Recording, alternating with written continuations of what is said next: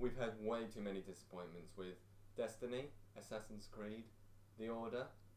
Is Bloodborne just going to be another name on that list? Welcome to Chatman Do. I'm Jake, and this is my Bloodborne review.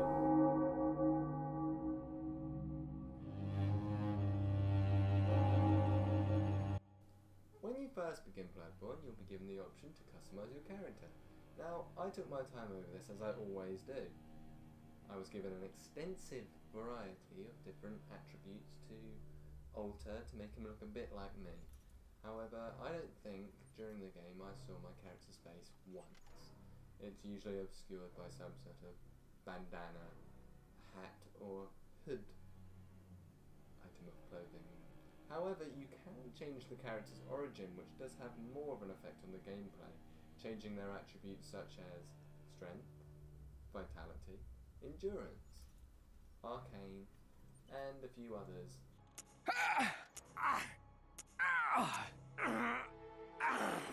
And then it's time to enter Yharnam. A huge, terrifying, densely detailed open world city that holds a hidden remedy to an illness that you, the hunter, carry. Yharnam is horrifically beautiful, with some of the most detailed level design I have ever seen. With huge towering cathedrals, narrow winding cobblestone streets, think Jack the Ripper on acid. The city is bursting with a huge variety of grotesque beasts for you to hunt, that never cease to amaze me with the originality of their design. The second you begin the game, the atmosphere is overwhelming. You instantly feel like Yharnam was a real, living, breathing place a few hundred years ago. As you walk through the streets, you'll hear laughter coming from houses, obviously people having parties hiding away from the hunt that is happening outside, which reminded me a lot of the Purge movies. You'll hear whimpers and moans coming from the dark corners of alleyways lined with coffins. From Software have certainly delivered with a convincing open world, but is the gameplay up to the same standard? Simply put, yes. Bloodborne is hard, and you will die a lot, but dying is the way Bloodborne teaches you to play the game. Each time you die, you'll learn something about that enemy. Maybe its weakness, basically how to defeat it. And when you finally do, you're going to feel like you accomplished something. The sense of achievement in this game is massive, something we don't really get nowadays with AAA titles. The checkpoints in Bloodborne are in the form of hunters' lanterns and are very few and far between. Which is why it becomes very important that you unlock all the shortcuts available to you in Yharnam, making each run to the next checkpoint less grueling, as you'll find you'll be doing it over and over until you can defeat the next boss. After being killed a few too many times, I found myself simply running through Yharnam dodging enemies to get to my destination quicker.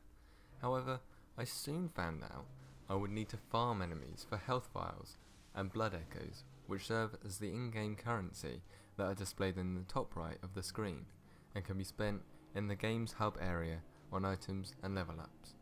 However, if you die, you will drop all of your blood echoes and will need to exact revenge on the creature that killed you to get them back. Now, the combat in Bloodborne is almost perfectly balanced. You're going to find it very challenging, but you'll never believe it's impossible. When you're travelling through the city of Yharnam, you can take on enemies one at a time, which is wise when you first start. Or, press L1 to extend your weapon for better crowd control and take on multiple enemies at once. Bloodborne is definitely not a button masher, and killing enemies requires a significant amount of strategy. Offense is the best defense, using roll to your advantage rather than block when a beast swings its overgrown claw of a hand at you. Something Dark Souls veterans may need to adjust to. The enemies in Bloodborne are usually patrolling the streets and angry mobs that are best avoided at the beginning. However, some of the enemies are hiding in corners of alleyways in the dark, waiting to pounce. Making the first time you play the best, because you don't know what to expect. Once you've done the same route a few times, you learn all the hiding places and are always prepared. However, a few hours into the game, you unlock something called the Chalice Dungeon, a randomly generated underground network of tunnels and chambers under Yharnam, complete with different beasts and monsters to kill, giving players endless new areas to explore and keeping the gameplay fresh every time, even after you complete the 50 hours of story mode. And although I haven't had the chance to try it yet, yes, the Chalice Dungeon does support multiplayer.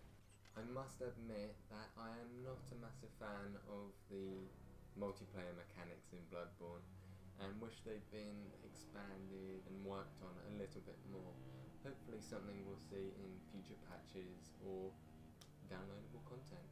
Now, as much as it pains me to say it, every game has its weaknesses, but I really am scraping the barrel to find them in Bloodborne.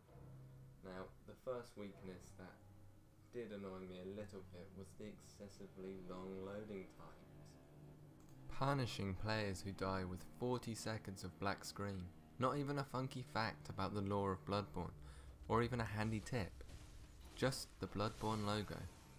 You're going to want to have something to occupy yourself during this time, like eating cheese puffs, stroking your dog, or some light exercise. Aside from the odd frame rate drop here and there, and a few defeated enemies disappearing through the ground, the game is so well polished I didn't notice many bugs and certainly no game breakers. I strongly believe Bloodborne is the best game of this generation of consoles. It's quite simply a masterpiece, and it's going to take a lot to be knocked off of my top 10 games of 2015.